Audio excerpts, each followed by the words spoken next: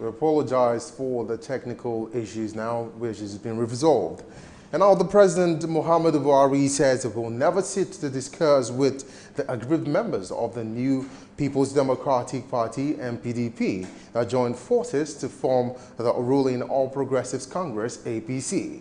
A top government official disclosed this to journalists on the condition of anonymity. The source said President Muhammadu Buhari has conveyed his position on the matter to state governors elected on the platform of the APC during a meeting he had with them recently. The president was said to have insisted that state governors and the national leaders of the party should be able to reserve such issues. Report says some hardline governors asked the president to ignore the MPDP members, while the majority felt the party and the vice president should continue to talk with them. The former governor of Osun State, Olagunsoye Oyinlola, and the immediate past governor of Ondo State, Olusegun Mimiko, have visited the Ibadan home of former governor of Oyo State, Rashidi Ladoja, in an effort to woo him to their different political parties. Ladoja rejoined the People's Democratic Party from the Accord Party last year, but there was friction in his relationship with the National Working Committee of the PDP over the formation of the state executive. The friction reached a new height 2 weeks ago when the NWC inaugurated the state executive, with the former governor allegedly unhappy that some of his candidates were not in the executive committee.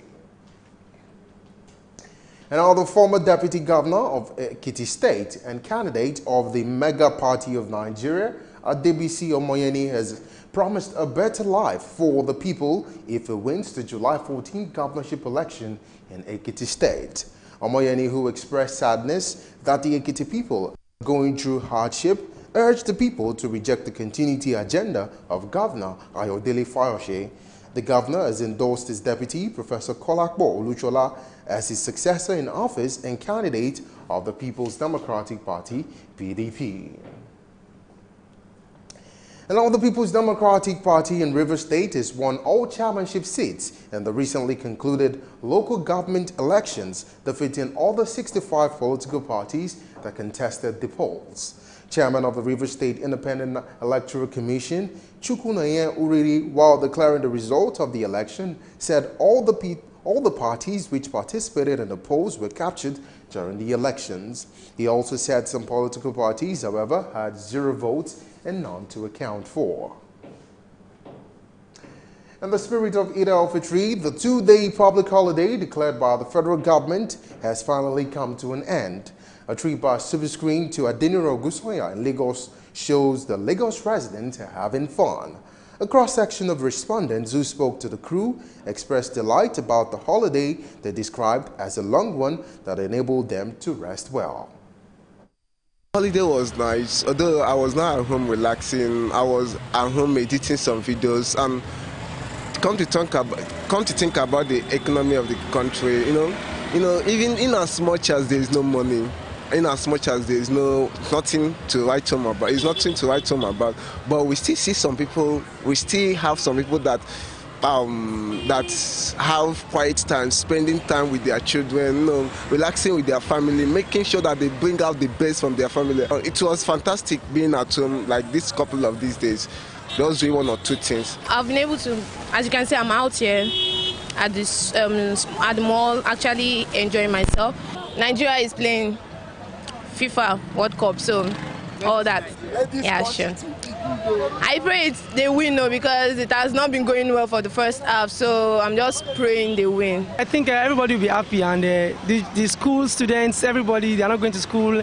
People that are working on the island, they don't have to struggle, the traffic and everything, and the movement will be easier, so the flow will be much better than it used to be on a Monday, on a regular Monday, so it's cool. The holiday is cool.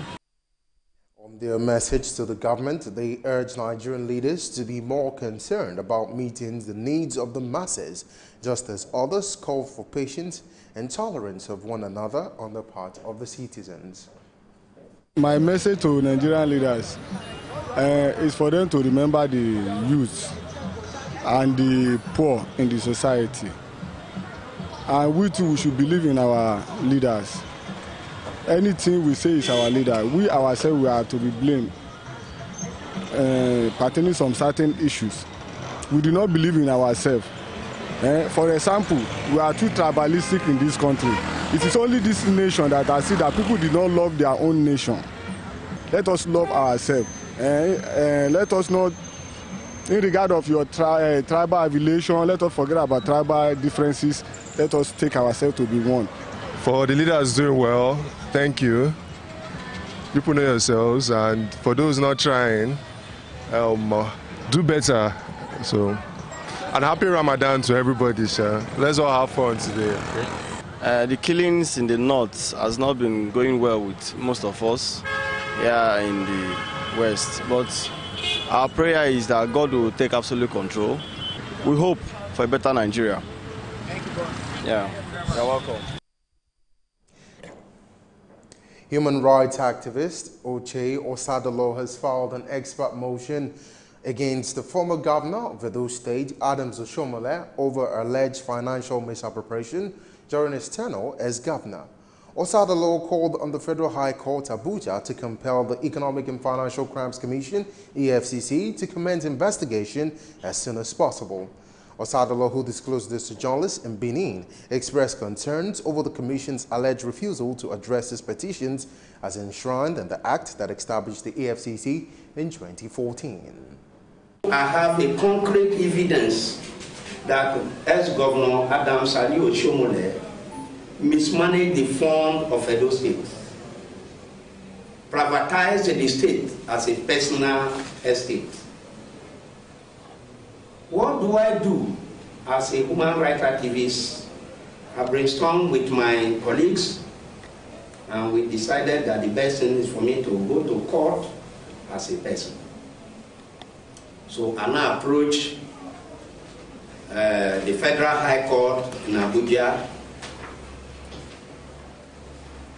to help me by motion, expert motion, that the court should rule that EFCC should be sent and should be compelled to do their job as enshrined in the EFCC Act 2004, Section 6B and H,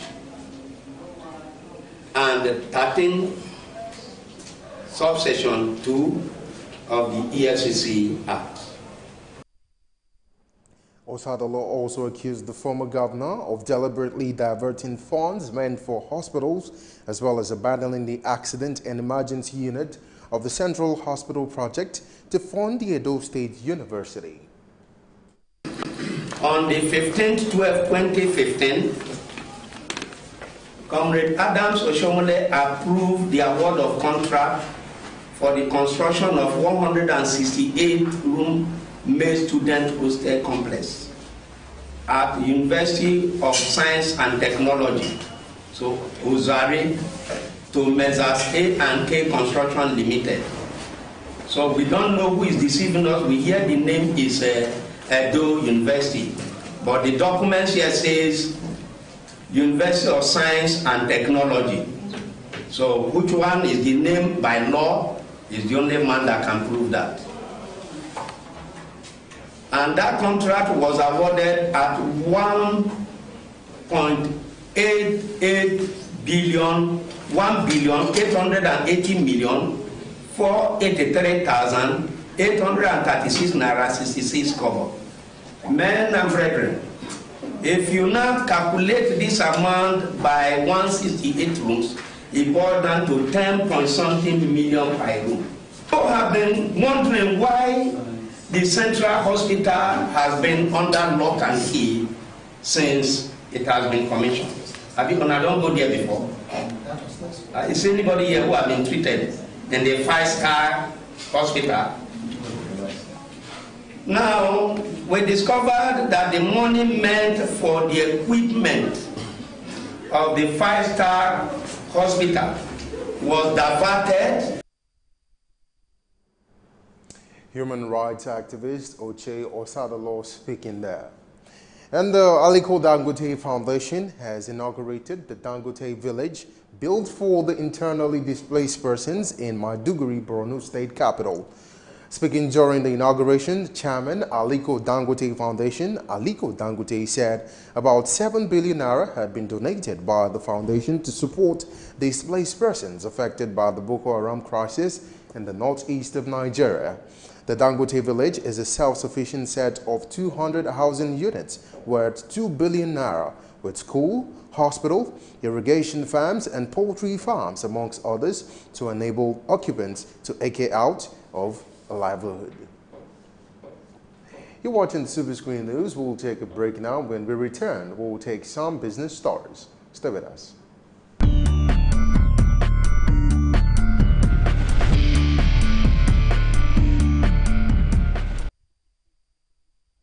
Welcome back to Super Screen News, and now for some business stories. Vice President of Shell Companies in Nigeria and Gabon, Peter Costello, has charged contractors working for and with the oil major to prioritize safety and be relentless in discussing their challenges and dilemmas.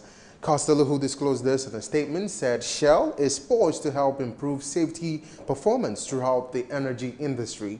The Managing Director, Shell Petroleum Development Company of Nigeria Limited, and Country Chair, Shell Companies in Nigeria, Osaji Okumbo, described the annual event as an opportunity to share knowledge and ensure alignment, common ground, and shared commitments are met on the part of the workers.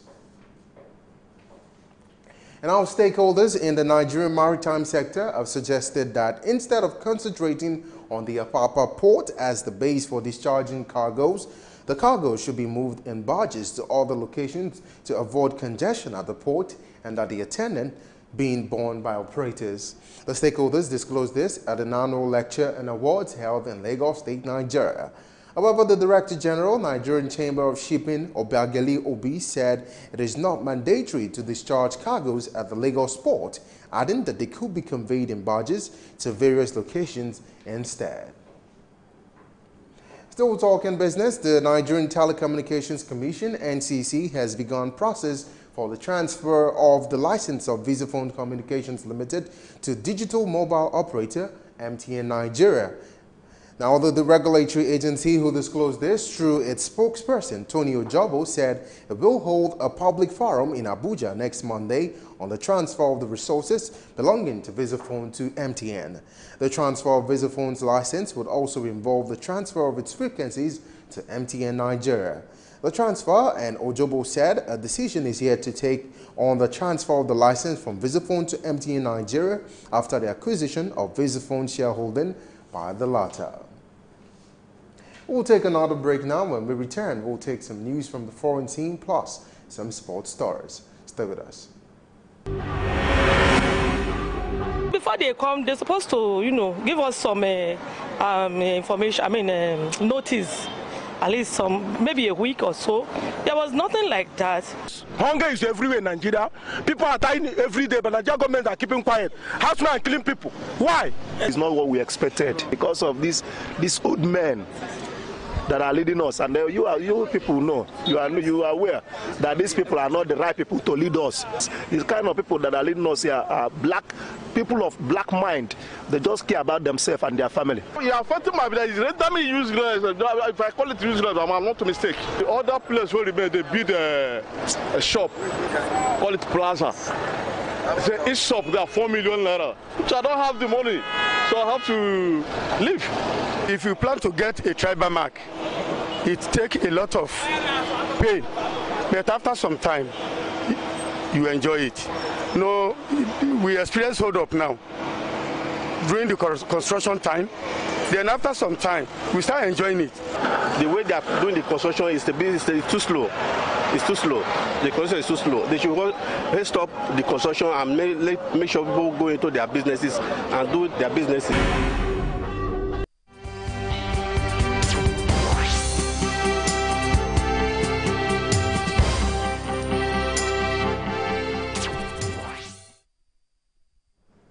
Welcome back if you're just joining us. This is Super Screen News, broadcasting to you from Lagos State, Nigeria. And now for some foreign stories. The United States President Donald Trump has directed the U.S. trade representatives to prepare new tariffs of $200 billion in Chinese imports as the two nations move closer to a wider trade war, with Beijing promising retaliation. The tariffs, which Trump once set at a 10% rate,